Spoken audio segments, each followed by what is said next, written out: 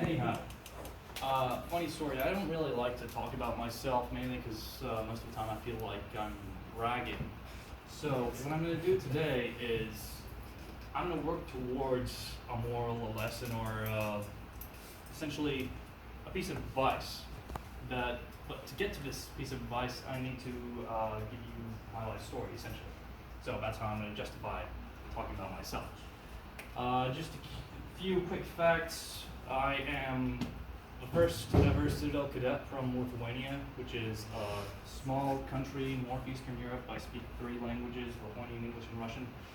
I am the second ever foreign honors student at the Citadel, and I am the first ever foreign honor student to receive a Fulbright scholarship. As I said, I don't really like bragging, but I was born in Vilnius, Lithuania. My family moved to Sweden when I was 5. After living 3 years in Sweden, moved to Tajikistan and Uzbekistan after that.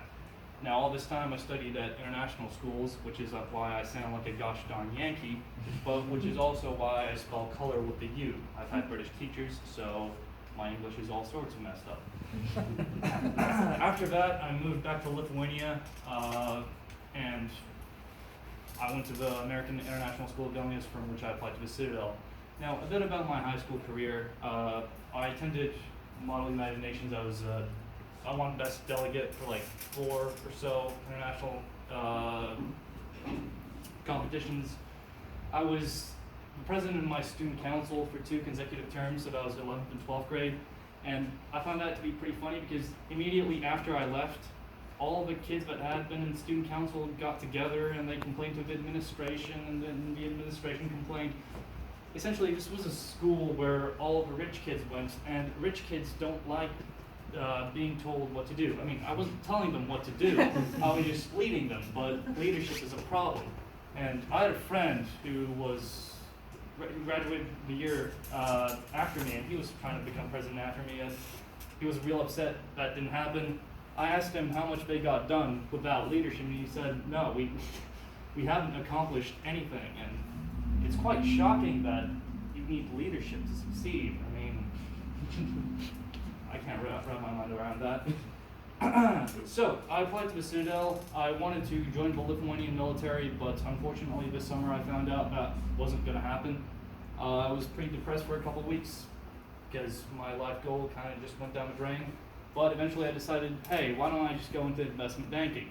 Which really isn't that bad of an idea, because as a second lieutenant in the Lithuanian military, I'd be making around 10 grand a year, whereas first year investment bankers make around 100. So, baby steps.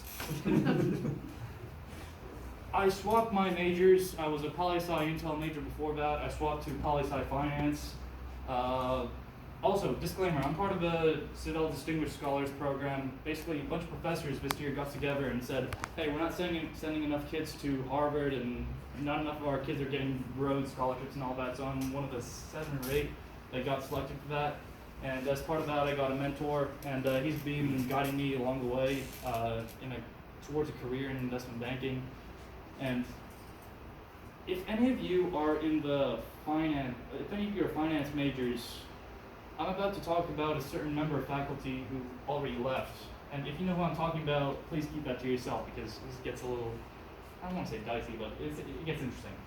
He says, so my mentor says to me, I want you to go meet this guy. He's been working on Wall Street for a really long time. He's a real smart guy. He's interesting, he's unique, and he's going to give you a different perspective on things. So I email him. He says, send me your CV. I send him my CV, which is a resume. Same thing. I'm European, so I'll use different words. And he says, his response was, very European CV. Please come to my office. And I say, what does that mean? So I go to his office. He told me to sit down. Luckily, I bring a printed copy of my CV because he does not take electronic copies, and that just luckily worked out. He proceeds to rip it apart, and I don't mean literally. He pulls out his red pen and he starts marking, and he marks everything. First thing he does is he flips to the second page. Yes, I made the unholy mistake of having a second page on my CV, which is a no-no. he crosses out everything, and that was the stuff I did in high school. And he says, the first thing he says is, no one gives a shit that you were a president of student council.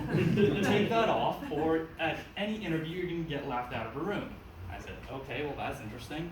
So he crosses out the entire second page, which is my high school career. He says to me, you are born the day you go to college.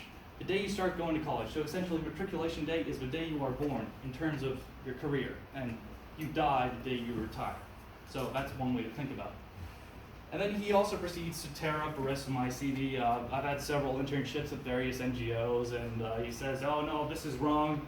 The most recent one, which was sort of a shoo-in, because I was expecting to do summer training this past summer for the Lithuanian military. That didn't happen, so I quickly had to find an alternative. I worked for this one NGO, didn't get to do a whole lot, and I'm pretty good at bullshit. But he saw right through that. He saw right through that, and he said, no, you didn't really do that much, and I said, yes, that's true. And the moral of this, at the end of this conversation, he says, you know, I don't know, your mentor said you're a pretty smart guy, but I don't know, like, I wouldn't be so confident if I was you that I was gonna make it in investment banking. You know, not everyone makes it. I mean, these people take the very best. These people are sometimes working paycheck to paycheck. Sure, their paychecks are in the millions, but they're still working paycheck to paycheck because someone's got to pay for the Rolexes and the Tom Ford suits. I mean, come on. Essentially, he gave me one of the best reality checks that I've had in my entire life. He told me that even though I consider myself a reasonably smart guy, that it might not be a cakewalk to where I want to get. And what the moral I want to give you, the lesson, the piece of advice is, find someone who's going to give you a reality check. Find someone who's going to tell you that, hey, maybe you're not the best for this. Maybe you're not the best out there. And then if you care enough, you're going to prove them wrong. If you care enough, you're going to come back to them and say, no, this is why I'm good at this. This is why I'm meant to do this. And maybe that person will recognize that, and maybe not. And just find yourself a reality check. All right.